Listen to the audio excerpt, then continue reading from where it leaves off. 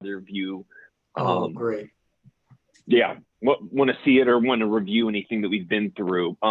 So I guess, before we get in here, I did kind of want to talk about your needs, for like your class, what your students do, how you teach, what homework looks like, just some of those, if you just give me like an overview of like your course, that I think that'd be helpful. And then there's so much in here. There's more than any one person could ever use during a semester. So I kind of want to at least try it. I'll probably show you all of it.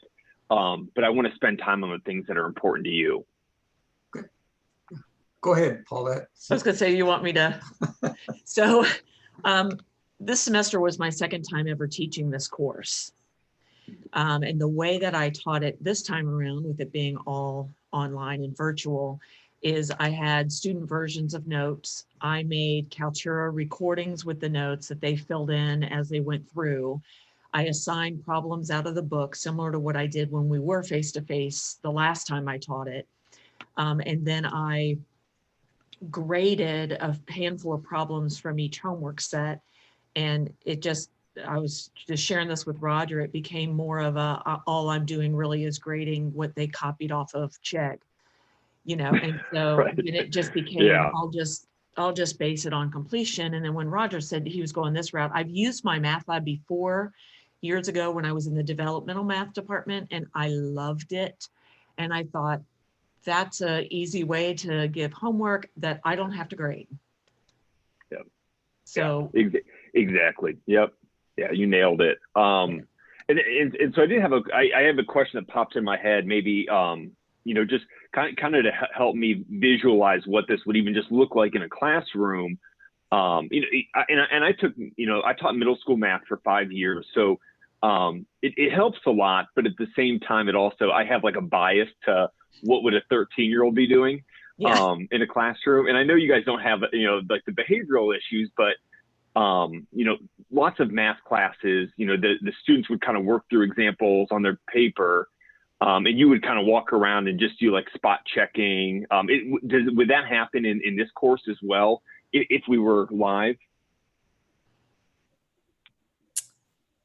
Probably not. If I were doing a face-to-face class, I would probably just, well, the only other time I've taught it was face-to-face, and it was kind of at the beginning of each class. What homework problem questions do you have? But I also did not collect homework for a grade. So I would say out of whatever 35 maybe attempted some of the problems. So I was telling Roger, and just in any typical math class, if you don't assign it and grade it in some way, they're not going to do it. But it's so important that they practice. So I was in a high school setting for 12 years. So I know what you're talking about with that. So I know that I want it to be required for a small percentage of their grade. But I don't know. Yeah, I guess that's me too. Well, this course is new for me. I've never taught the applied calculus course. I've taught the regular calculus sequence for like majors and minors. And so this is going to be a little different audience for me. And this last semester, my courses, although they were all remote, were synchronous online classes. And so we had scheduled meetings. And this course that Paulette and I are doing is asynchronous. So I'm going to be doing kind of like she said, I guess I'll be making a bunch of Kaltura videos and uploading them, and then using my MyLab, or I guess it's just called MyLab now, right? We switched it to MyLab Math. Oh, okay. Yeah. So it's a little different, but most people still call it my Math Lab. Okay. I'm guilty of it most of the time. And so I'll just be using that for, again, to kind of like Paulette, to make sure they do something and have it count for some portion of their grade, so that there's some incentive to do it. Yeah. In addition to this, I'm going to be doing some like weekly graded assignments on the previous week's material that I will grade. That'll be something that I put together myself. But I don't want to grade homework again. It was just mind numbing. Yeah. I have been there. I can definitely relate to that. Okay. Yeah. Perfect. That gives me a good, kind of a good baseline for what you're looking for. And I'll kind of, I'll show you some other things as well, just so you know what's available in here. This book does have a new edition coming out next fall. So if this is something you like, the MyLab will get updated. It's hard to kind of describe like the revision cycle of the textbook now, because so much has changed from what we know, or like what I'm used to, maybe I should say. I guess I shouldn't assume what you know. But in the past, the idea was kind of, we would push out revisions, and I'm sure there is some truth in the idea that every 4 years we would get a new edition out there, and raise the price $5, and then we would get more students buying it, right? And so that was kind of the idea to drive sales, and I think that has kind of that idea has kind of gone extinct, and now typically new editions, because we're in the MyLab, new editions are really just going to provide more resources, new refresh videos, and even as books become older, a lot of those revisions get pushed into the book as well. And the last thing I had up that I was kind of poking around was these interactive figures. And I'll show. I know we aren't really into the MyLab yet, but this is something that was not part of this book when it first came out. About 2 years ago, they developed these interactive figures for a different book, and then they put them everywhere. So a lot of the updates that happen end up getting, pushed. Everyone gets, gets to take advantage of that. So, there is a new edition coming out. This 11th edition will still be available. When it is available, I'm sure I'll probably, I'll shoot you an email and let you know, and we can kind of talk about the changes that happen. But I did want to make sure that you just had that in the back of your mind. It won't affect this semester, next semester, semester after. I think we have this book will be available for 2 years after the new edition comes out. So it's not imminent. And when the change happens, it's not a change like that would have happened 5 years ago, where you have to redo the whole syllabus, you have to redo all the homework. When the new edition comes out, everything pretty much stays the same. You just have, it's more and better, and the homework assignments, there's going to be better learning aids. So I'll kind of, just kind of start there, just so you are aware. But let me kind of get back into the course home. I'm not sure. I know Paulette said you've used MyLab in the past. Roger, have you ever used the MyLab? I did, but it's been so long, I can't remember when. Yeah, I know I used it once long ago. So another question I have for you then, Corey, is are you going to help us set this up in our Canvas page? Yeah. So we have, so there's kind of a team of us, I guess, for lack of it's really probably a pretty poor term. I'll kind of be your contact person for mostly anything. We have our tech support people that can answer the tech support questions I don't know. There's a woman on my team, Jen, who works with me on all of my accounts, and she'll help with, kind of in the same fashion of in the MyLab, there's going to be things that I don't know. If you guys call me and say, hey, I need the homework to count as 20% and the test to count as 35 and drop the lowest score. And like, once we get into things like that, I kind of get lost. So I'll probably loop in Jen. But for the most part, I'm the person. And then when things, scale out of my knowledge base, then I'll loop someone else in. But it's me. I cover the whole campus. So I work with the biology department, chemistry, engineering. I run the whole gambit, which is different than it probably was the last time you were both using Pearson.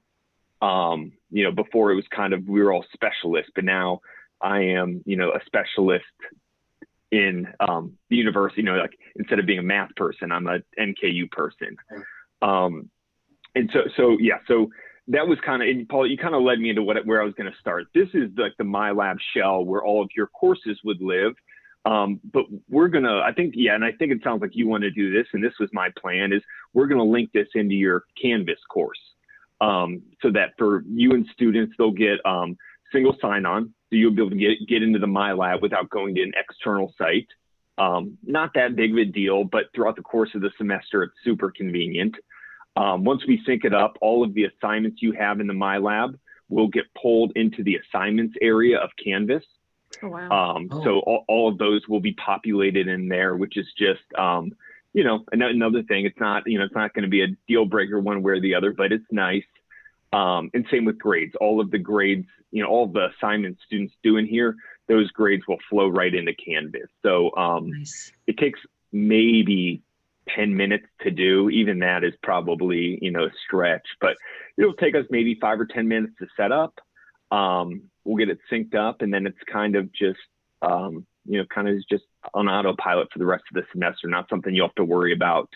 And it's so nice for students, and it, you know, and that kind of, you know, it is just convenience. But when they have a good experience starting the semester, you know, and not juggling platforms and trying to figure out what's where, and my homework's here, is it in Canvas? Do I have to go to MyLab? Do I have to go to MindTap?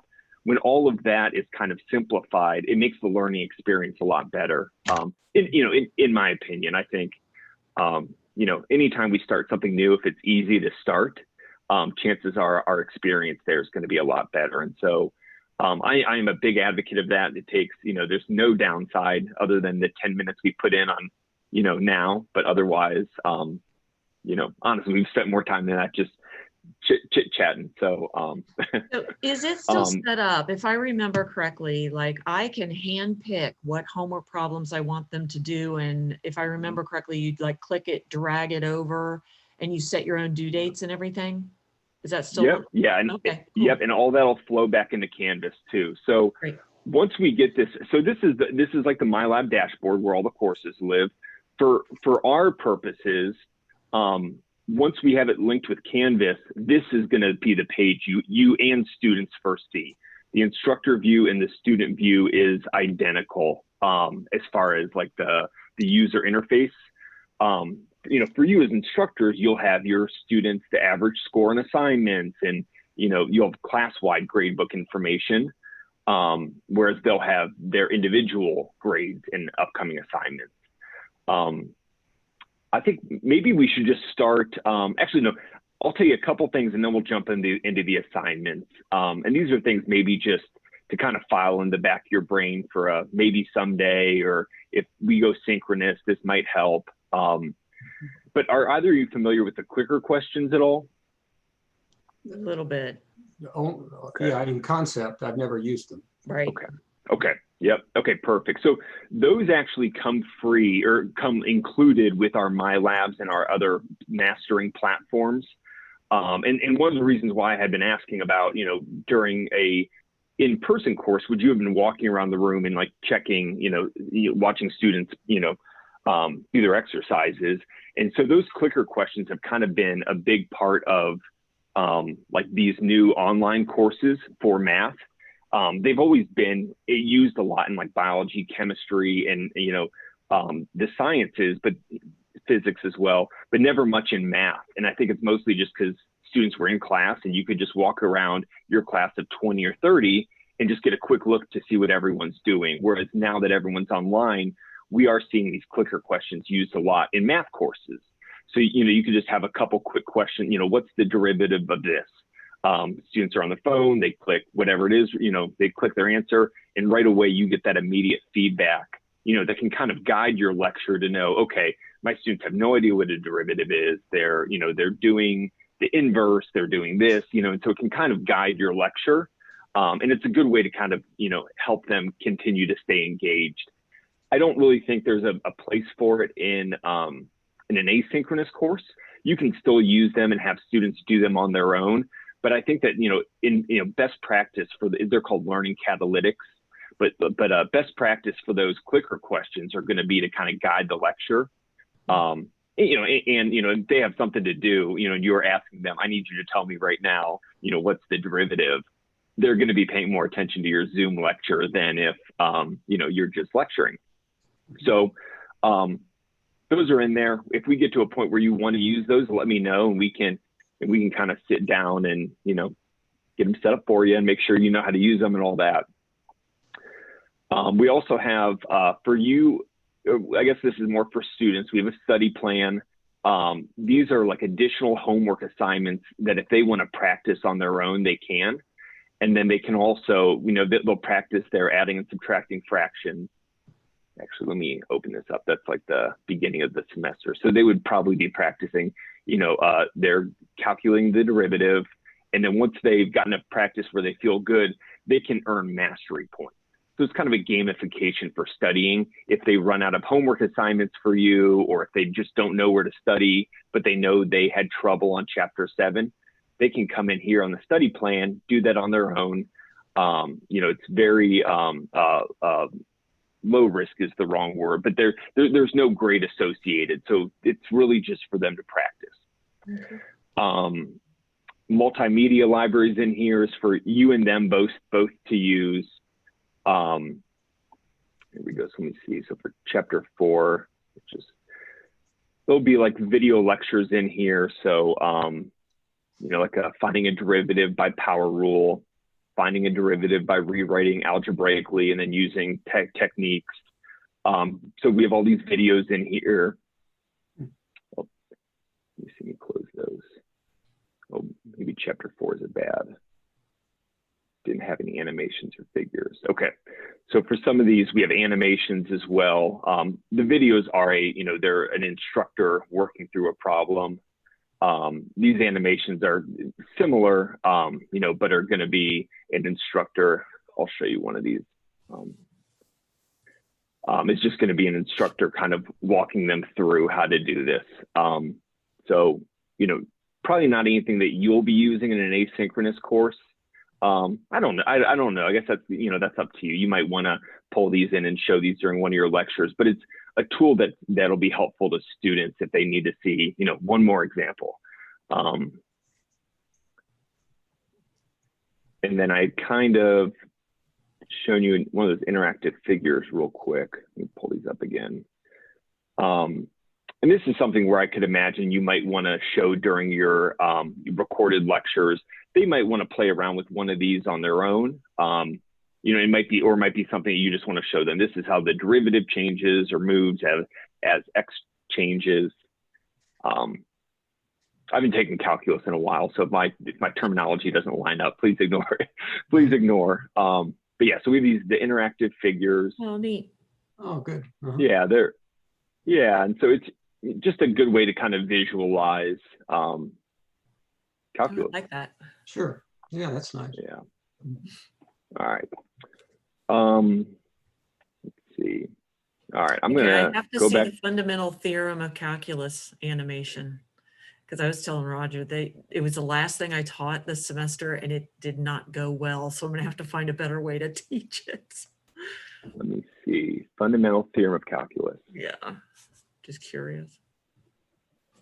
Okay, so we're displaying, we display integral of a function in an area, and then you can adjust A and Look B. at that.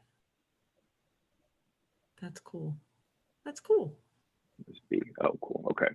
Good. Yeah. Nice. Yeah. Huh, neat. Yeah. I like that. it, and I. Yeah, and I think that why I can't get as excited as a calculus instructor can, but I know that anytime we work with our authors, this is like their number one thing that they always like. They cannot show this enough. Like they love these interactive figures. So I always try to mention it, even though I don't, even being an ex-math teacher, I don't fully understand. The excitement behind it, but I'm excited that you're excited.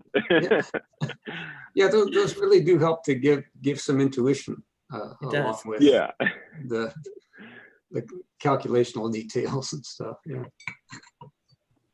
All right, so I went back to our course home, and I'm going to go back and I'm going to go down here to manage assignments.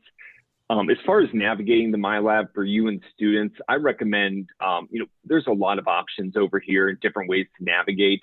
For the grade book, the assignments, I go to the course home, and then I go into that particular area.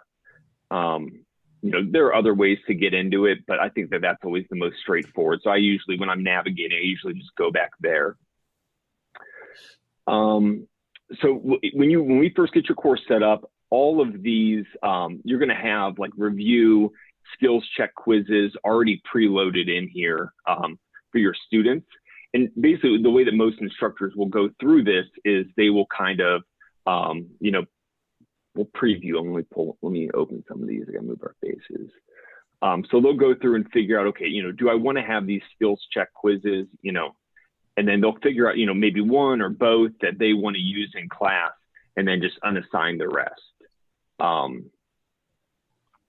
Yeah, so these look, skills check. Oh boy, that's one of those problems that's going to end up on Facebook, and everybody's going to be arguing whether it's 20 or 7, right? I love that, yeah. and so we have all these, preloaded, just kind of, before you come in, after you're done with lecture, set up. So some instructors kind of start with those as the baseline for setting up their homework for the semester. A lot of them will go in, create a homework assignment. Let me call this.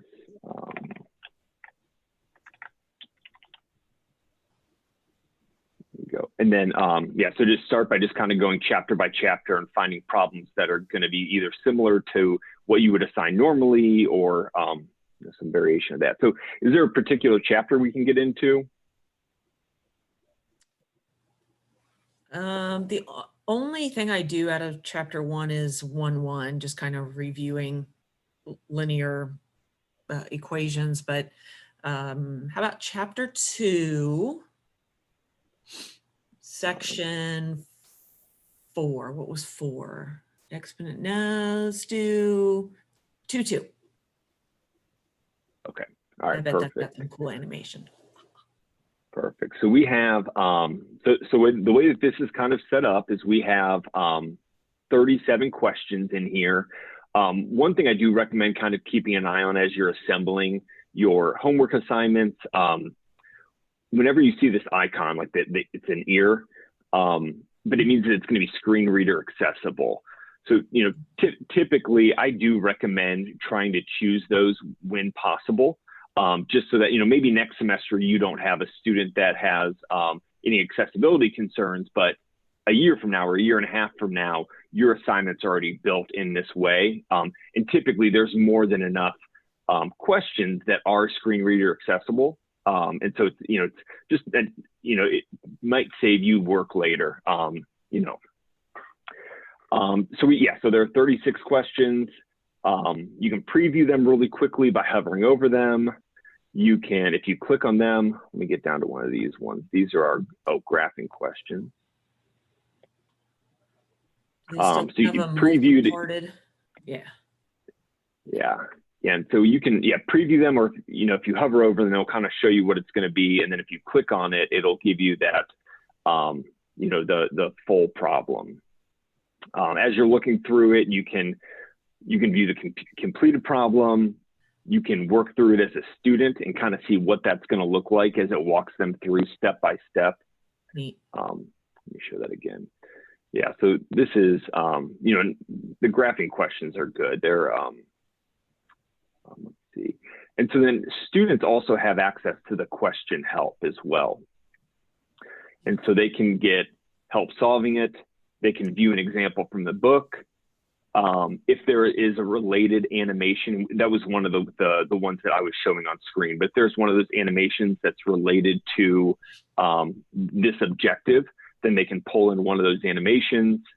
They can open up the textbook and go straight to section 2.2 and use that. And so they have a lot of tools at their disposal as they're working through this to kind of help them along. Which might kind of help you as well when they come to you and they, their vertex was wrong. So they never got to the axis of symmetry, and then, then the rest of the problem never worked out. So, this will kind of help them through some of those more basic mistakes and calculation errors, so that when you get your, when they come to you for questions and help, and they stop by your office hours or email you, hopefully they're good questions. When they're coming to you, they need actual help, and not how do you find the vertex, which I'm sure they should definitely know. That's why I bring that one up. So we have a bunch of questions in here. Here we go. Oh, sorry, I was clicking and not talking. So towards the bottom, some of these are going to be labeled as they're like the real life questions. So these are like we have business econ questions, we have life science questions, just something a little more interesting than, order of operations or whatever it might be. I think I've got the book right here. I think it's also labeled like that in the book. Like they're at the end of each section. Yes.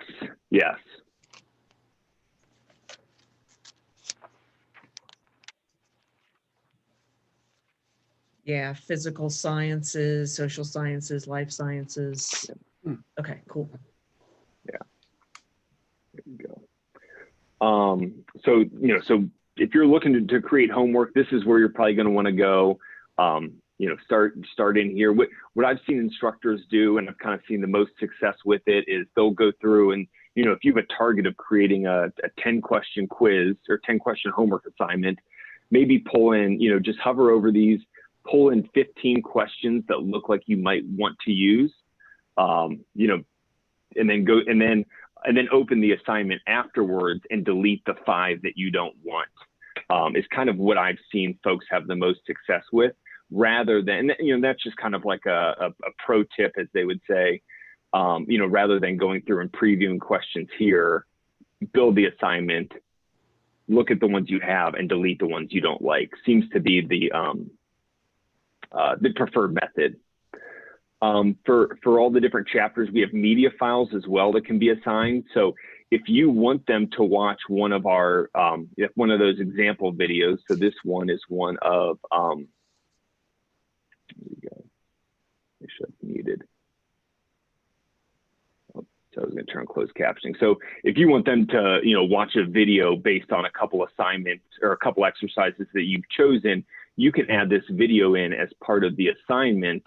So as they go through their chapter, 2.2 homework, they have a video that shows them how to do it prior to getting to that. So that's another way, that might be helpful in an asynchronous course to kind of, make sure they're, I'm not sure what the right word is there, but I think it would be helpful. And then they'll work through. I'll kind of skip ahead so you can see. And then of course, all the videos are going to have. Where did you? Oh, sorry. How did you bring this up again? Okay, so these are available in the multimedia library. Is one place to find them. If you want to assign them, so we went to chapter 2, section 2.2, and then we have these 2 tabs. You'll probably use all of the questions, but all of the media that's in that multimedia library can be assigned as well. And so they can be added in as part of the assignment. Okay. Obviously they wouldn't be for any points, but but you can add those in to kind of help students say, here's an example of finding the derivative before you actually find the derivative. And we have some of these math talk videos in there as well, which are kind of fun and engaging.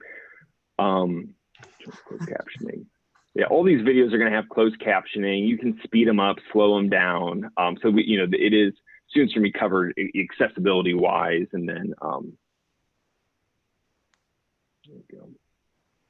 And these are kind of like, make math fun. I was going to say, she looks very excited. Yeah, she looks. Make math fun video, which is it's a requisite for any math title. You have to have the make math fun videos, right? That's right. The media assignments can be added in as well. So let's see. And can you, like, so let's say you pick your 10, can you arrange the order that they're assigned, or does it? Yeah, so let me add these in. And once we've added in our 10 assignments, you can go back in and you get a little more data here as well. If you hover over these, or maybe if you click on them, you'll get this data as well. But you know, the estimated time is going to tell you how long on average when Business Econ 2.249 was assigned in this course, it took students 8 minutes and 40 seconds. Okay. Yeah, I remember that being pretty and that's a that's a median as well. I'm like 95% sure on that because I know I've asked that question before. And then over here we have these gauges gonna based on the difficulty level. So you know the 1 bar on the gauge are going to be the easiest questions that students have found the most success with in the past. Let's see, the 3 bar is going to be harder. And it's also going to tell you, so the median time pops up there, as well as the percentage of students that got it correct on their first try. So, you know, so that's definitely another thing. If, you know, as you're building your assignment, something to keep an eye on, you know, just, you know, make sure, don't give them 10 8-minute questions, you know, or do, you know, but I guess you just kind of know what you're assigning to your students. Sure. You know, so you don't get too many complaints. Yeah, so let me see. And then here you can, you know, you can assign different point values. So, you know, these may make worth 2 Are points. you still able to say, I want the whole assignment to be worth 5 points, and then you just hit like distribute and it distributes it evenly? Is that still, can that still be done? Oh, yes. Yeah, I would have to, that would be something I'd have to give Jen a call on. Okay. Let me write that down. Yes, you can. I would have to figure out how. Okay. So yeah, just to make sure I understand. So you would just have every homework assignment's worth 5 points. Some have 3 questions in them, some have 10. Is that what you're imagining? Yeah. Okay. All right. Yeah. Yeah. You can definitely do that. I'm like having vague memories of once you pick the ones that you want, you can either do what you did and assign the points yourself, or you can say just like distribute evenly or something in it. Yep. Yeah. I'll make sure to jump in the grade book and kind of we'll poke around that real quick just so you can see where you would do that, and I can help as well. Okay. And then and I don't know if I ever answered your question, but here is where you would sort the questions. So you kind of move them around here, gotcha. And you can do it after as well. Yeah. And so once you have those added in here, I mean, here's a fine place to preview and remove. Lots of instructors will do it on the next screen though. Yeah, okay, so here we are. So I will make that due on Friday. As you're setting these up, you have the options, you know, just normal homework options to, you know, allow students to submit late work.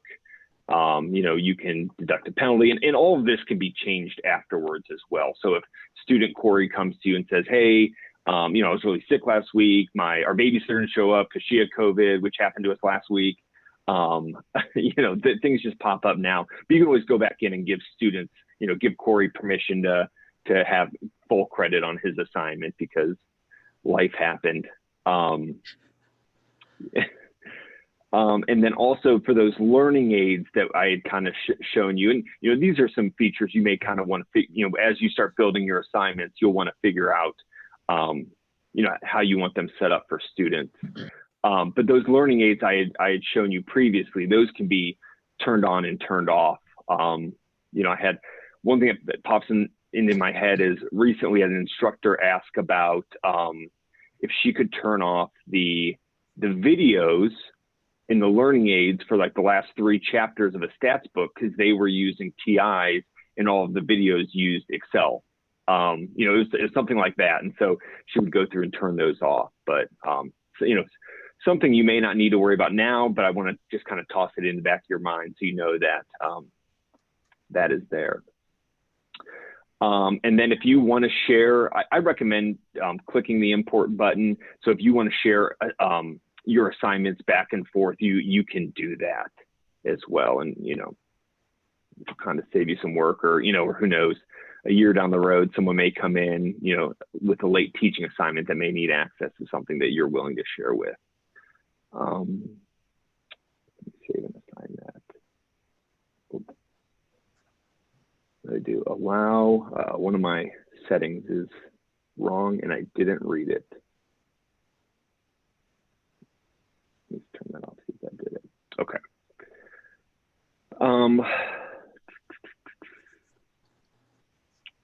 Oh, I'm going to jump in the gradebook. So I guess that was kind of just like the general quick overview of how to create an assignment, and then also what's available in there for students. What's into select? That's what I was just, what is that? What is the select sorry. on the right? All right, so I'll hit select. So this is where you would, I've assigned it. So this is where you could assign or unassign. You can edit the assignment. You can copy it, delete it, settings per class. Settings per student is something that we're definitely you're gonna want to know where it is. So this is where you'd go in and give a student extra time, accommodations on time, change the due date for individual students, and things like that. And then this preview is where I've seen instructors. This is where they'll go in, preview, and figure out what 2 questions we want to remove from this homework assignment. It's kind of what I've seen them do. Yeah. Okay, cool. Okay, I'll kind of pause there. I know that's a lot. What is the category, the difference between a square? Oh, is it a quiz versus a homework? Yep.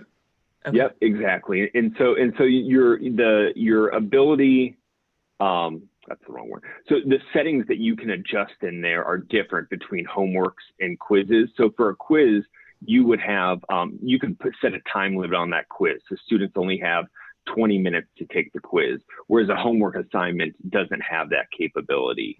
Okay. And yeah, same with the test. So there are just some more features and settings in the quizzes and tests that are going to kind of prevent, too much collaboration. So, I guess for homeworks too, but you can randomize variables, randomize the values in there, randomize the order of the assignment so that, 2 students who are roommates can't say, what'd you get on, number 2?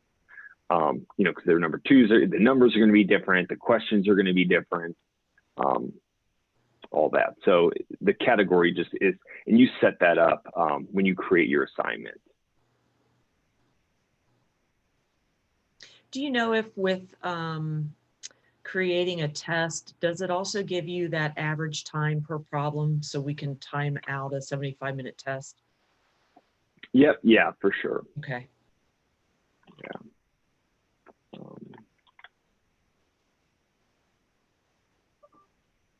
Oh, so you just to double check. Yeah. Yep. Yeah. It'll be the same. That same question bank. There we go. Okay. Oh, and this is another, this may not matter to you, but you can also change the book. So if you've used a lot of the questions from the Lyle book, you can go in and you can pull in one of our other calculus books. So when you can make a practice exam based on, oh boy, let me see. You can use the Bittinger calculus and its applications to make a practice exam, and then use the Lyle book for the, for the real exam, or, something like that. Just, you may not use it, but it just gives you a little more flexibility if you find yourself running out of problems, or if you find, Chegg to be an issue, etc. Now, is this something that can easily be done, especially with tests in our lockdown browser? Yeah. Do you know which one you're using? What do you mean? Are you using, or I guess, are you using like a proctoring service? Roger, what's lockdown browser? Yeah, lockdown browser with the Respondus monitor is a part of that, and that's okay. That's yeah, all. Yeah. For Respondus is one of our Yeah, I guess there aren't really any that I haven't heard of, but Respondus is one of our partners, and they, you know, you can give the test in the browser.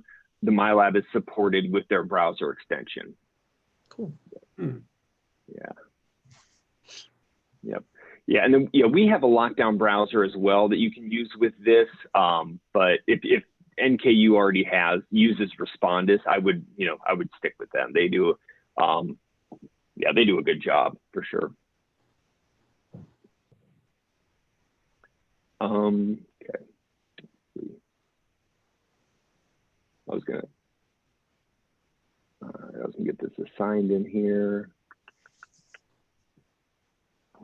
I guess I don't really need to do this. So yeah, so these are some of those other settings that are available with the test. You know, when you set up a test, obviously the learning aids are all going to be turned off, other than an instructor tip, which is one that you could enter if you wanted to.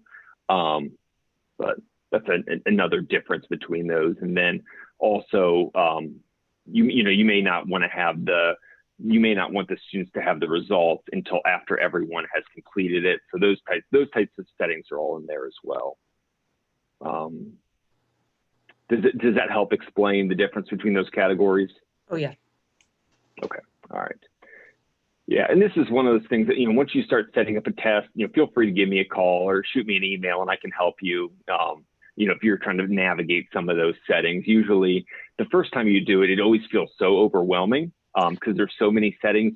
Do I want them to see their score, before when they finish? Of course. And then when you think about it, you're like, oh no, I don't want them to see how they did until everyone's finished, things like that it always seem, I don't know, kind of have to think through, but I can help. And once we get them set up, then it's easy. Second one's always easier. All right, I'm gonna go back to the course home, and then I'll pull open the grade book real quick. I don't know how much we really want to get into this.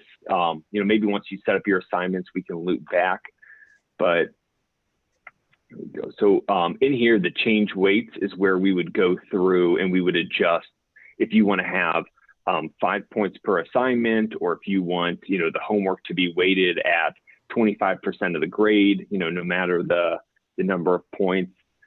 Through here, we have there's a lot of flexibility based on how you want to set it up, individually, so you and Roger can have totally different, like a grading.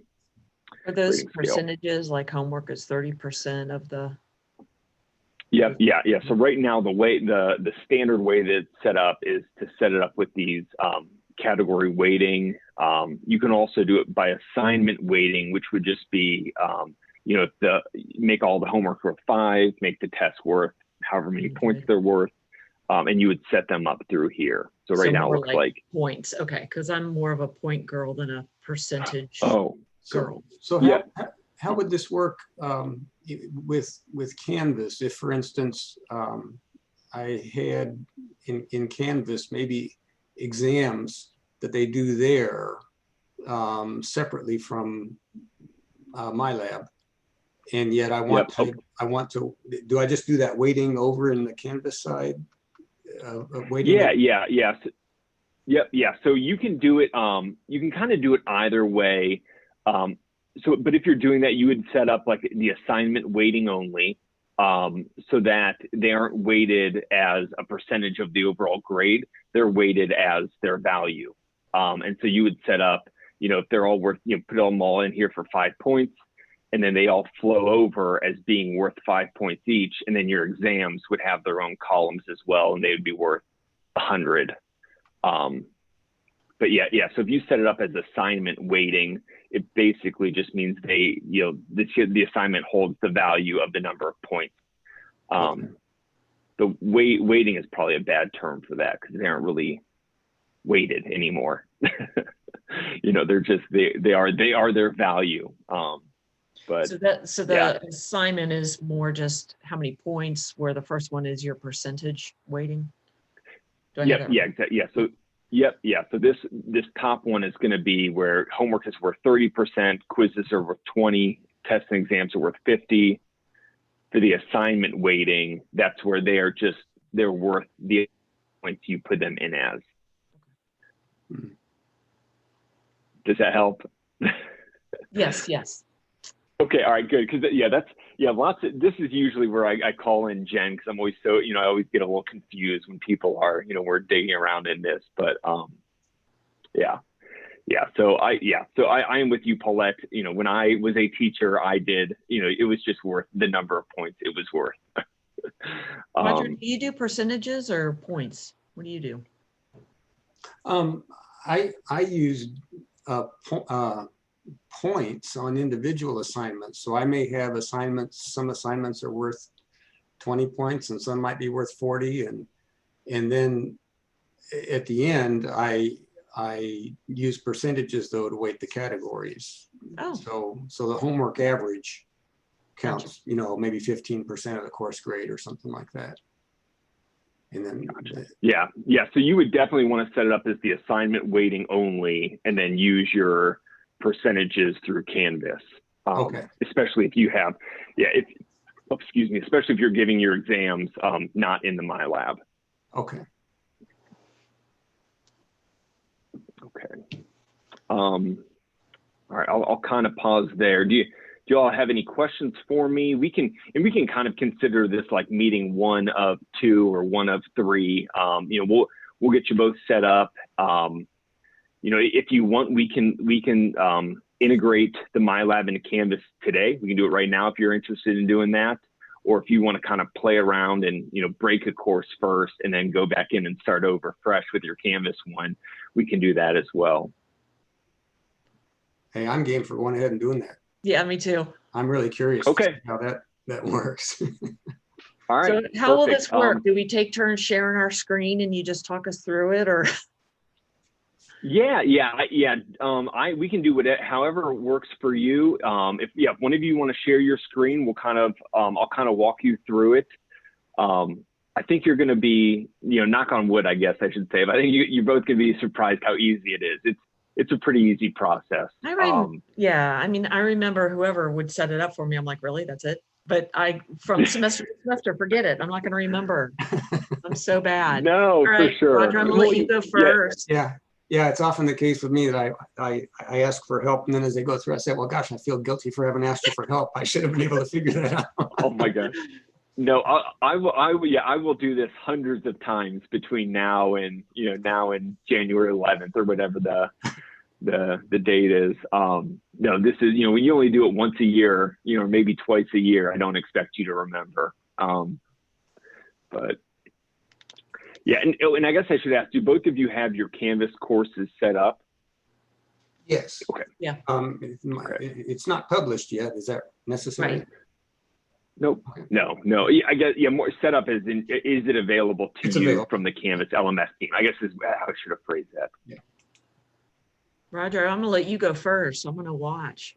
Oh, so okay. whatever mistakes you make, I'm gonna learn from them. Okay. Hang on just a second. Yeah, this is good. Go grab a blanket. I'm glad we're. You're back. No, for sure. Yeah, this is perfect because then once yours is loaded, it'll take a couple minutes for that course to create. So then we can help Paula get set up, and by the time Paula's set up, we'll jump back into yours, and you'll be good to go, and then we'll be able to kind of make sure that connection worked. Okay, so I see. I'm looking for the share screen. I found it here. Okay. All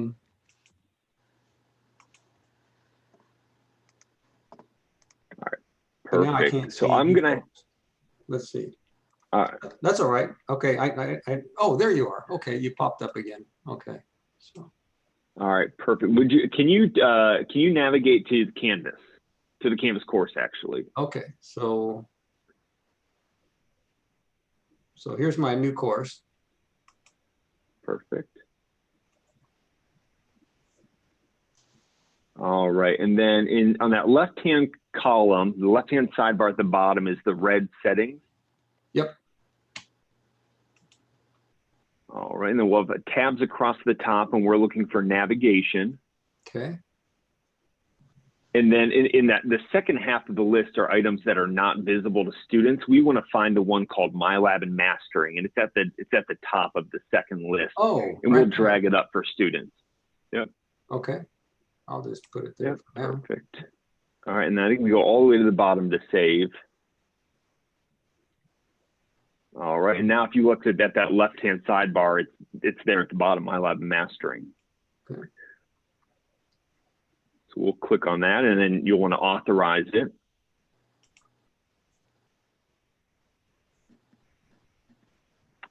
We will want to allow pop-ups, and this is something to kind of keep in mind for students as well.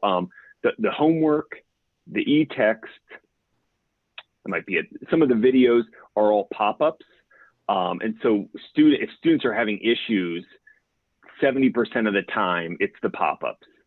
They want to make sure that they're allowing pop-ups. So when that e-text pops up, it can communicate back to the MyLab. Okay, I thought I had actually set this up, but.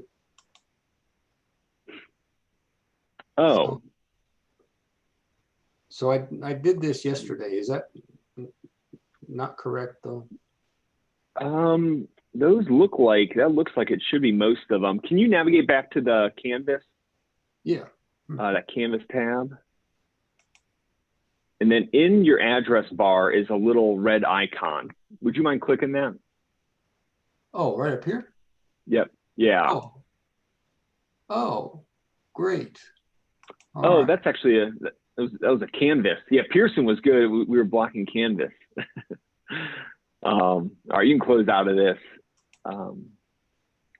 And then, so we'll hit that yellow Get Started button. And then you'll have a couple of these to go through. But we'll get you signed in with Pearson, and then that was it. You are the fastest reader ever. Yeah. I learned that from watching Star Trek, watching Data. So go ahead and let's see. I think it's my email address. Yep. Yeah, it is your email. And then let me know if you don't know your password, and I can always reset it on my end. I have it here somewhere. I think it'll just take me a second. Mine is the generic welcome one. that is, yeah, don't tell Roger. That's what he was going to get too.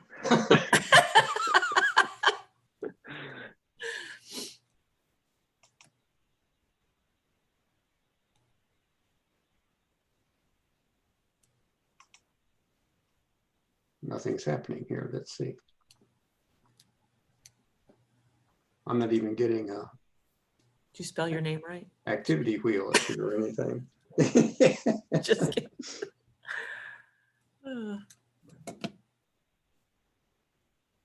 Oh, hang on. I used the wrong password. Try welcome one.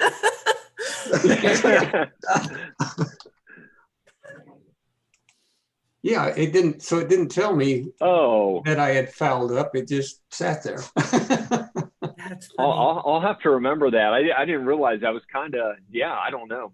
I'll have to keep that in mind for next time. Okay. Don't worry, it'll probably pop up with me. So I'm ready to go ahead and get started here, I guess, right? Yep. Yeah. All right. And we will, so if you have a course, so we have a couple options here. The bottom search bar, if you have a course that you want to copy from Paulette, for example, or if you have another instructor at NKU or at UK that has already taught this course and they're sharing their homework with you, you can copy that in here. If you're copying one of your own, the middle item is to copy an existing course, and so it'll pop up with a list of all of your past courses. Okay. And then and I think this is our first time, so the top option is what we'll use. And if you type in that search bar, Lyle, yeah, that's probably a bad one, but you can hit search only because there are 24 Lyle books. Oh, okay. But we'll find it. I was trying to think if there's something better, but calculus is going to be even worse. Yeah. Yeah, and I think are you all using the brief version? That's right there. The what? The brief version. Oh, yeah. I just learned that from Joni this morning. Okay. All right. Yeah, Joni. Hey, that looks like it. Yeah, so that is not it, but it should be right under. This Yeah, one. and I think if it's all the same to you, I would actually recommend choosing the bottom one. Okay. And that's up to, and so the difference between those two is the bottom one is just going to have integrated review assignments in there for students. And so you don't have to use them, and we can remove them, but sometimes it's just a nice, it's better to have and not need than to need and not have, as my dad would say. Yeah. Okay. All right. And then we'll set up as a student use course.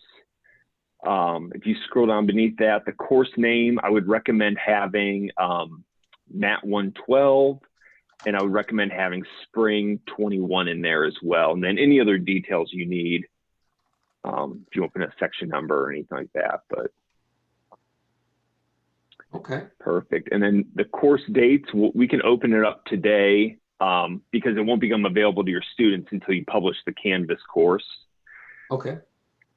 And then for the end date, I recommend putting it maybe 2 weeks after the semester ends, just so if students need to get back in here and check out their grades or anything, they're able to do that. Yeah. Okay. And then I recommend allowing other instructors to copy your course. They can't do it without you knowing, but just if you ever do want to share your course, it's better to have that checked than for all of us to be running around trying to figure out why everything's broken. Right. And then you're good. Okay. Yep. Yeah, that's it. Create course. And we can close out of this window. It says it'll take 3 hours. I'd be surprised if it took all of 5 minutes. Okay. Should I go ahead and sign out, or just? I don't think you can close it. I don't think it'll hurt if you sign out. Okay. I'll just leave it there and see what. Yeah, you can close it, and then we'll get back into Canvas and we'll refresh that page. And in a couple minutes, that'll change from creator copy of MyLab to something that it'll have like the book title, and it might say, we might be done actually. Huh? So this is the same screen students will see as well when they sign in. It'll have the book cover. They'll click the yellow button, and the first time in, they'll have to register. But after that, that's how they'll access their book. And everything else will flow into assignments. Oh, not ready yet. Is there a code that students have to buy to put in? Yeah. So students, sorry. That's okay. And Roger, I knew I was going to be seeing you today. So did you get, it was only to me. Corey, person sales rep, sent me the ISBN number for MyLab that comes with the e-text and also a loose leaf copy. I just sent out to Roger, which would you prefer his students to use? How about you? So I don't know exactly what she's asking me. Like, well, I guess we have the two options, one with the access and ebook only, and one with that and also loose leaf hard copy. But I don't know what the price differences are for students, and I have a hard time figuring that out too, because some students want printed copy and some prefer to save the money. And yeah. So students are going to have a handful of options. I'll give you the prices and kind of walk you through everything. So if students want the MyLab and the e-text, they can go get that at the bookstore, or they can just order it. When they click that, when they first register, they'll have, let me back this up a step before we get into ISBNs or anything. So on the first day, they're going to open the MyLab and Mastering. They'll have to register or sign in with an existing account, and then it'll give them 3 options. The first option is to enter an access code, and that would be what they would get at the bookstore or would come with the book they've ordered. The next option would be to buy the MyLab and e-text there. And then the third option, and this is one to definitely keep in mind, the third option is that if they aren't ready to buy or they're waiting on financial aid, they can have a 14-day free trial. And they get that for every course, every semester. They'll get a 14-day free trial. And so what I recommend instructors to do is to, don't give students, 3 days to start their homework, because everyone, whether they have the money or not, financial aid, grant money, waiting for their next paycheck, all of them will have access to this on the first day.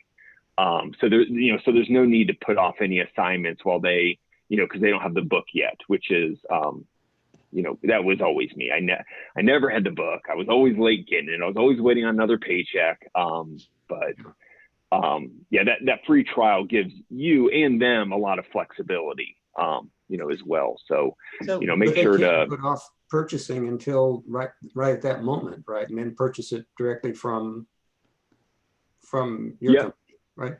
Yeah. They can purchase it straight from Pearson there. They can not purchase it at all, use the 2-week trial, and then wait for that email to come that says, hey, you're out of access, and then purchase it then. So it gives them a little bit of time. And for the Corys of the world, it, gives them it would give me one less excuse, right? Yeah. So something to keep in mind. And when students come to you, make sure, get them in there the first day. There's no reason for them not to be ready on day one. Do they have the option for purchasing like a loose leaf printed version after the fact? Maybe they get into the course a few weeks and say, oh, I'd really like to have hard copy. Yep. Yeah. Really good question. So I guess we'll kind of start at the lowest price. Students can purchase through Pearson or from the bookstore. I think through Pearson, it's $105. Through the bookstore, it's a little more. And that's going to be just the MyLab only in the e-text, of course, but it won't come with a book. Okay. And for students that want to purchase a loose leaf copy, I'm going to steal the screen share back. Okay. Yeah. Let me see. So I'm in the MyLab here. There's an option here on the sidebar that says purchase options. Let me check the e-text too. Sometimes we have 2 links in there. No, just one. Okay. So in the purchase options, they can purchase a loose leaf copy of the text, and it's discounted. It's discounted to $50. So if they went through Pearson and they wanted the book, or if they decided, a month down the road they wanted the book, it would end up being $55. Whereas the ISBN that I gave to Joni that has the MyLab e-text and loose leaf included is $175. So I don't know why it's priced like that. I think it's just, the overhead of, keeping it in a warehouse and, keeping it all bundled together. I don't know why it's, well, that's not true. I kind of know why. Part of it is just the book is a little bit older, and with our newer books, we don't sell the loose leaf package anymore. So I guess that's kind of the answer to it. But so I recommend, if they're able to, if students have financial aid or scholarship money, they're going to go to the bookstore, which is the kind of shame we can't offer that same price to them. But for any students that are paying cash or using a credit card, I recommend try to go without the physical textbook. And if, wait a week. And if, a week down the road, you really want it, then go buy it. But try to save yourself $50, if you can. Okay. Yeah, especially with a math book. I'm not sure how much they really sit down and read it anyways. They're going to, they can have the MyLab e-text up and they're still going to be writing with a paper and pencil. It's not like, they're pouring through hours of text that they have to read. Yeah, I'm kind of inclined to think too, they're probably going to be looking at whatever we post online for them and then trying to do the assignment, and probably not referring to a textbook very much. I don't know. My students are all angels, and I'm sure that they spend every Friday night in their textbooks. I don't know what you're talking about. Well, that's just because you inspire the best in people,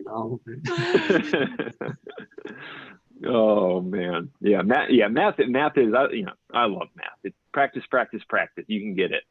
It's those other subjects are hard where you have to read stuff. All right. Paulette, did you want to you ready to get your Canvas course set up? And then I am. Probably by the time we get back to Roger, we'll be good to go, and we'll be able to see what that looks like.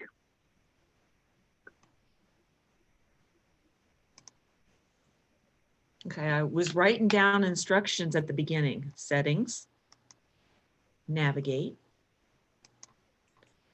MyLab and mastering, which was here. It needs to be brought up there.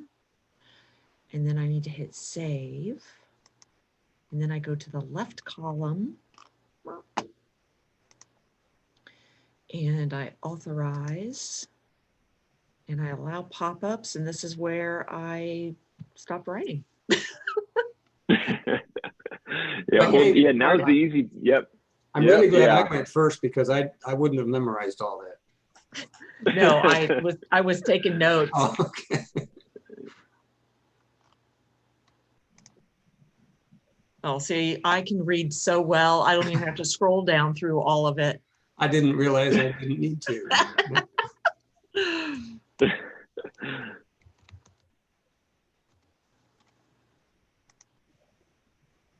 Uh-oh. Oh, I didn't put my whole email address. My bad. Oh, yep, yeah. Yeah, I wasn't watching. Sorry, I'm gonna send you guys a handout.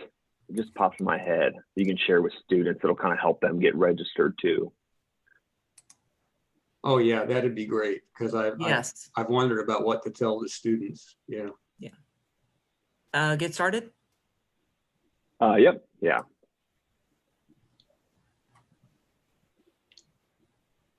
Oh. Oh, I'm sorry. I wasn't even watching. You used your email address? I did. When you signed in? Yes.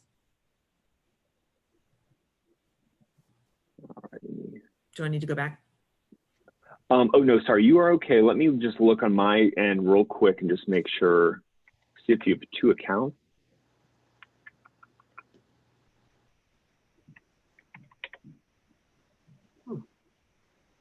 Didn't we set this up for you yesterday? Am I losing my mind? I thought we did. I thought it was my email and welcome one, but maybe I read it wrong. Oh, I know. I think I know. Did I send you that link yesterday? Did you follow through that link that I'd sent? I thought I did right before this meeting.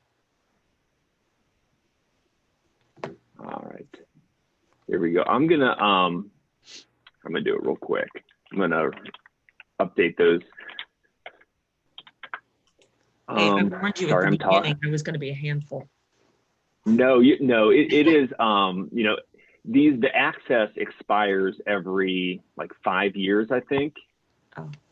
And I saw you create your account in 2013. Wow, has it been that long? Golly. There we go.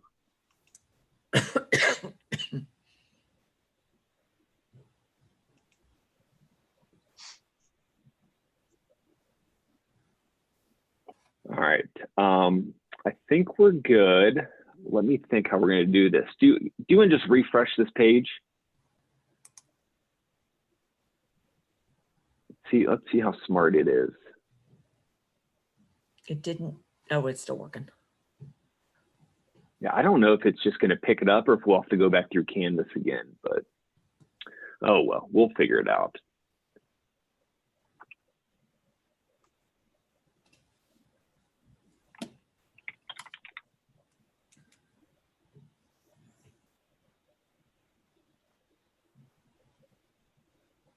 Yeah, and it looks like your account is okay. So once we can get back to this linking page, we should be good to go. And then on December 16th, 2025, you'll have to give me a call and we'll have to do this all over again. I'll put that in my calendar right now. Yeah, I'm locked out. What happened? Yeah. Yeah, I can't ever decide if 5 years is a long time or if it's like, 5 years just flies by, but that's 10 semesters, not counting summer. It's a lot of semesters. Should I just X this out and go back? Can you hit the refresh button again? I just want to see if we can kind of force it through. It's, well, up here it's thinking. I don't know if you can see that, but I don't. Oh yeah.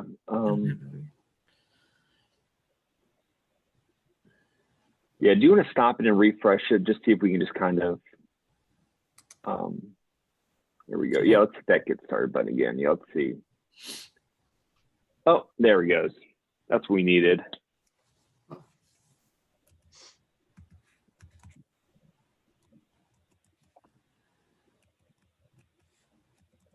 Oh, there you go. That, yeah, that's, we aren't gonna have a list now. I stole that from when you found it, Roger. Oh. And then it was this one. Yep. Yeah. I'd recommend doing the integrated review. There may be some additional assignments in there. We'll unassign them. Okay. But it's nice if any students end up needing it. Student use. Yep. Yeah. Student use. And then, make sure to include the MAT 112 and Spring 21. And then anything else you need to put in there is fine. Start today, and then end date is 2 weeks after the semester ends. Roger picked the 21st, so I will too. Okay. And you can copy this course. Yeah, and then you can create, and you should be good to go. Perfect. All right, and then you both should be good to go. If you I don't know what y'all plan, but we can hang out for a minute and make sure the courses link up okay. I don't know why they wouldn't, but still creating. You have this too, Roger, right? It's not ready yet. Yeah. It's not. Okay. Yeah, not ready yet. Okay. Roger, is yours ready now? If you refresh your Canvas page and click that big yellow button. Okay. It appears it is. Mm-hmm. Okay. Perfect. All right. So Roger, if you want to share your screen, I'm gonna show you all one more thing. And I would say we probably shouldn't do it now, but we can. I'm trying to think what the benefits are. So I'll show you where it is, and I'll kind of think for a minute. I got to figure out what the benefits and downsides are of both. So if you go back to Canvas, I'm going to show you where that grade sync menu is, and the grade sync is what pulls in. So there's 3 tabs across the top, and one of them says grade sync. And when I say top, it's like in the middle of your page. Yeah, that was the wrong word. So once we don't want to set this up yet. We want to get your homework assignments in there and get some of these other ones removed as well. But so all of these chapter 1 skills review, chapter 2 skills review, all those, we'll probably want to just delete those out of there because those are part of that integrated review. And as far as I know, I don't think either of you are teaching an IR course. Is 112 linked up with any other courses? No. For students? No, it's okay. All right. Yeah, we'll just remove those out of there, and we can open that up and I'll show you how. But once your homework, once we get the ones we don't want out of there, then we'll set up this automatic grade sync. We'll hit the on button. Okay. And then we'll select all, which we don't want to do now, but once you have your homework assignments in there, we'll select all and then hit that blue sync grades now button. And what that does is it'll, the first time you do it, it'll pull in all your homework assignments into Canvas. And then as students complete their homework assignments, the grades will flow over. As you add more assignments, those will get synced in. But you want that. That's the assignment and grade syncing. So but I don't need to have all my assignments created ahead of time, right? No. Okay, nope. Because I've never been able to do that. I don't think most people do. Yeah. There are some in our department who do that. I don't know how. Yeah. No. As long as you can say a couple weeks ahead of the students, they'll just assume it's ready for them. You just don't want to publish it to confuse them too early. Yeah. Okay.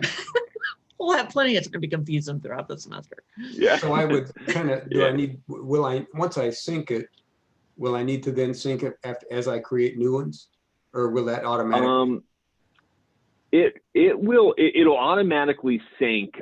It'll sync depending on what like the Canvas team at NKU has set up. Most schools that I work with either have it set up to be an hour or 2 hours. Is like that sync interval. And that's something you should keep in mind as well, is that every once in a while you'll see a student that is working on a homework assignment during a sync. And so they complete the homework assignment, they get a 90%, they go straight to Canvas, open the grade book, and it shows a 20%. If a student comes to you saying something like that's happened, what probably happened was it synced midway through their homework, and then it'll sync again in an hour, but it's caught that mid homework sync. It doesn't come up very often. I don't think most students are that diligent at checking their grade sync.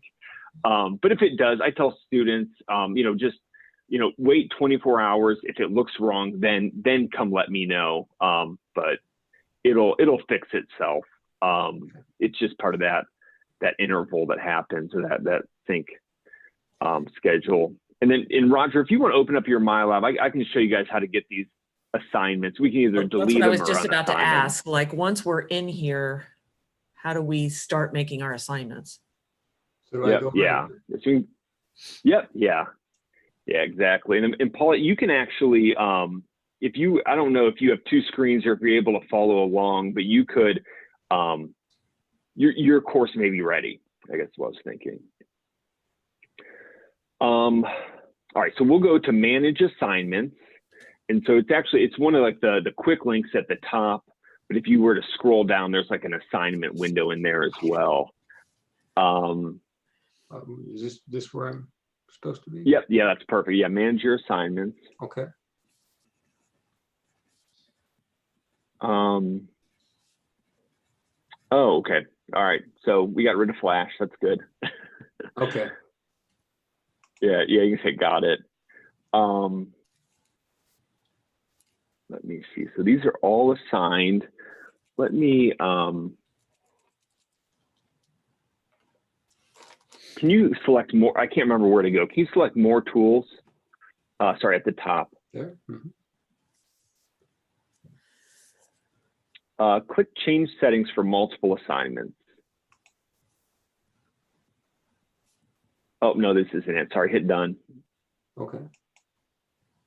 All right, so we want to select, so there's the other option that says change dates and assign status. It's up towards the top. It's not in the more tools. Sorry. Gotcha. Okay. Mm-hmm. All right, and so yeah, you may need to zoom out of this a little bit just because it's Windows. Yeah, there we go. So what we'll do is at the in the top left on that gray bar is like a select all box. Yeah, right there. Yep.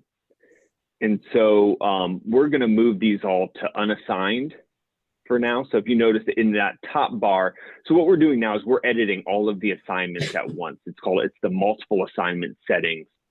And so if you click that whatever assignments you select, we have all of them selected. Any settings you change in this top row are going to apply to everything selected. So what I'm having Roger do now is I'm going to have him select all, which he's already done, set to unassign, and then beneath unassign, it says apply to selected. Oh, okay. And so that's going to unassign every assignment. And then we will, and then the two bars on the right-hand side, the blue bars, you can hit, update all settings or update changes only. Okay. I usually do all settings just to, cover all my bases. And we can delete those assignments as well.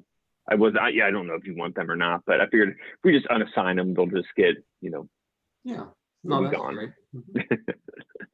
All right, perfect. And then we will go back. So at the top is a blue link that says back to Homework Test Manager. I'm blind, I guess. Oh, up there. At the top, yeah. Okay. Mm-hmm. Yeah, no, you're okay. I only see it because I live in here.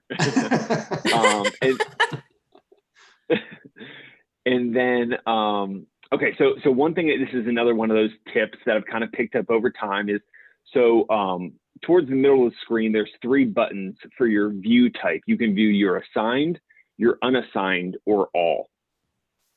Oh, you see those, the 3 buttons? Yep. Yeah, and so once you start creating assignments, if you're assigning them as you create them, I would recommend leaving that on assigned.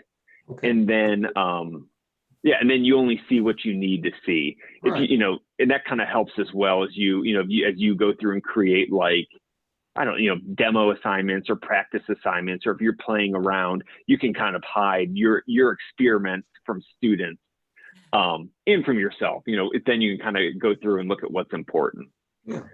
And then from there, if the top bar where it says create assignment, you can start creating your homework assignments. Mm-hmm. Okay.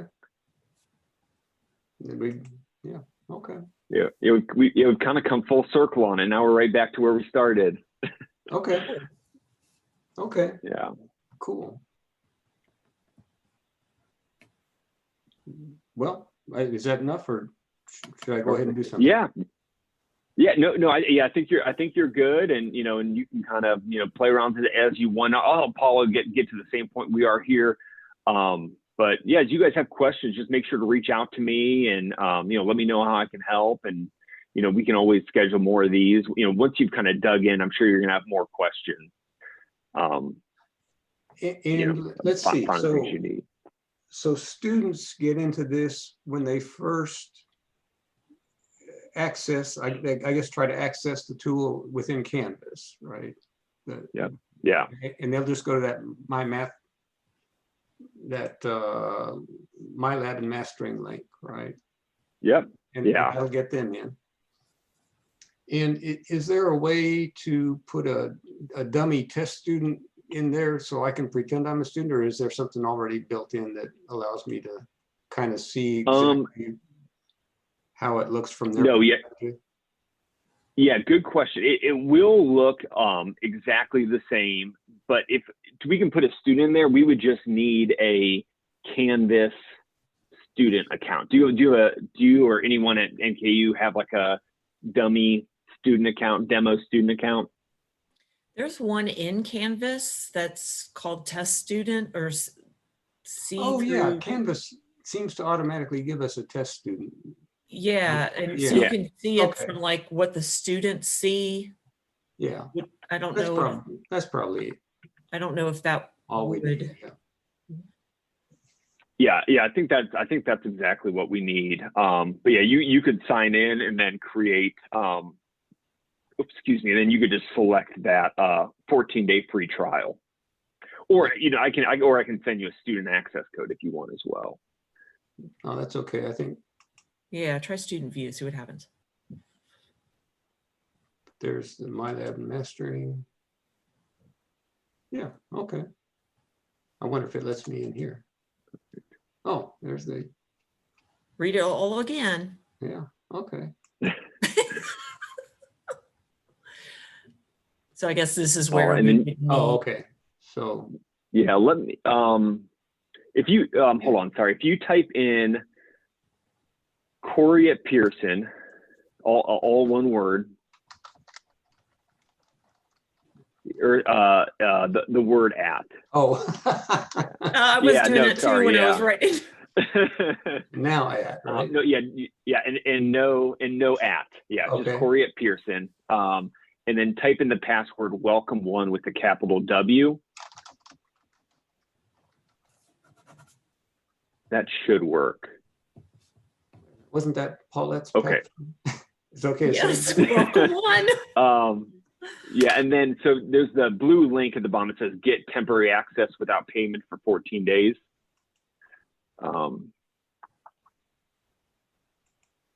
Yeah, and then you'll be in as a student. So this is actually exactly what your students would do as well. Okay. Yep. Okay. Yeah, and I guess I should have. I'm making sure I get this handout ready. Otherwise, I don't want to forget about it. But yeah. So if you hit no thanks, actually. Okay. I should pause you here. So this is what they see when they first sign in. These are the three options I had mentioned. They can type in their access code. They can purchase using a credit card or PayPal, or they can get temporary access. And so that's where that temporary access link is. Yeah. And so if you can click that again and then hit yes or whatever that. Yep. Yeah. And then it'll have you in there as a student. Actually, oh yeah, I don't know. I hope I didn't just do something. Yeah. Sorry. Now I'm trying to think. Right? Yeah. Well, I hope I didn't link your account. I don't think so. We'll figure it out. Okay. But the access code is something they would get from the bookstore. I break. Yes. Yeah, they can get it from the bookstore. Yep. Okay.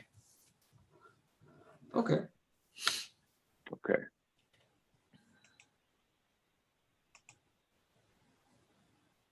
Well, hey, that's a good start, Corey. Definitely. Yeah, good. All right, Paulette, did you want to get your Or, oh, do you want me to help you remove those assignments? You're talking to Roger. Oh, sorry, Paulette, did you want me to help you remove your assignments, unassign those? I think I wrote down everything you just talked through with Roger, so Okay. I think I'll be Okay. all right. All right. And I recorded it too, so you can always you can watch it back later if you need to, or just shoot me an email and I'll help you. But yeah, all right. Well, yeah, I guess yeah, if you guys are okay and you don't have any questions, I'll download this video and I'll send it over to you, and I'll also send a handout for your students. Sorry, let me I'll show you what it's going to look like. Yeah, so it's going to look like this, but it's going to walk students through, you know, I'll fix a couple things here. It's going to walk them through what they need to do. It'll have a couple links. If they're having issues, this fixes 75% of what I see. Students are having issues. It's something with their browser that they have turned off or turned on or not right. But this tutorial right here will fix it. If they need more help than that, they can reach out to tech support. And I'm more than happy to help any student, but I do ask, and I recommend you do the same. If they're having tech issues, they have to have gone through these 2 steps first. You know, I always tell them, like, you know, if you can help yourself, I will, you know, I can advocate for you till the end of days. But if you haven't checked to see if your pop-ups are being allowed for Pearson, you know, like, you can do that. But I'll also have a couple office hours at the beginning of the semester for students.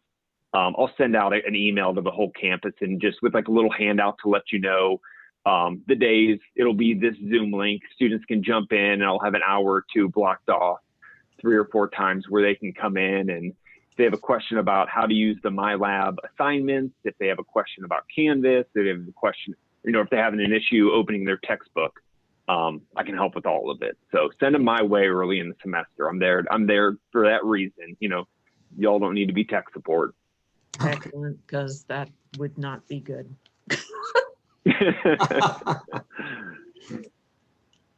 All right. How are we feeling? Pretty good? Yeah, thank you very much for helping us. Okay. Yeah, that's a big help, Corey. Yeah. Really appreciate it. Good. Yeah, thank you. Yeah, I appreciate both you, you know, reaching out and, you know, taking the time to listen to me jabber. And but you know, I'm here to help, and you know, we'll consider this the first of many meetings. So please reach out if there's anything I can do. Okay. Okay. Sure will. All right. You guys have a nice evening, and be well. Okay. Okay. Thank you. Thanks a lot. Bye. Okay. Bye-bye. Bye. Bye, Roger. Bye.